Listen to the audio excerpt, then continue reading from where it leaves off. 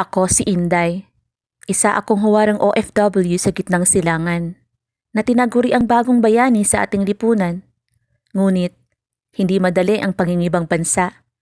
Dapat, handa kang lumaban sa hamon ng buhay mag-isa sa malayo. Huwag kang umasa na may kakampi ka sa lahat ng bagay. Dapat, matuto tayong tumayo sa ating sariling mga paa habang nasa ibang bansa. Dahil ano't ano pa man, sarili mo lang ang iyong aasahan. At ipasa Diyos na lang lahat ng iyong nararanasan. Masaya man o malungkot yan. Kaarawan ko pala ngayon. At dahil napagod ako sa aking trabaho kagabi, ay nagpasya na lang ako magkape dito sa aming lobby. Ayoko na kasi maghanda. At ayoko na din lumabas. Hindi ko feel. Kailangan ko muna bumawi sa aking sarili. Matulog at magpahinga.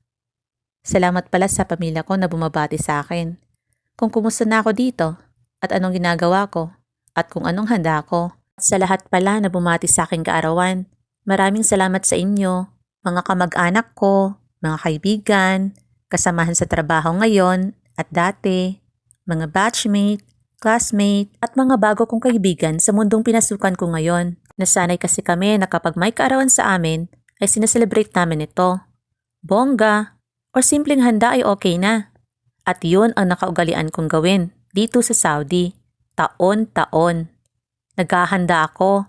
Tapos kasama ko ang mga kaibigan at kasamahan ko sa trabaho. May motif pa yan kung anong kulay isusuot.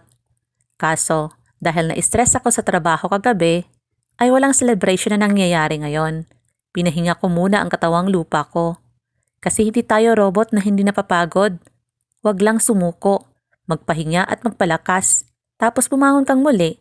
At ang importante ay paano mo lalabanan ang hamon ng buhay dahil hindi lahat masaya. May pagod, lungkot at pangungulila. Pagkatapos kong bigyan ng oras ang aking sarili, ay nakapagmuni-muni tayo at ngumiting muli sa bagong umaga at bagong taon na ipinagkaloob sa atin ng may kapal. Happy birthday to me pala. Nagmamahal, Inday.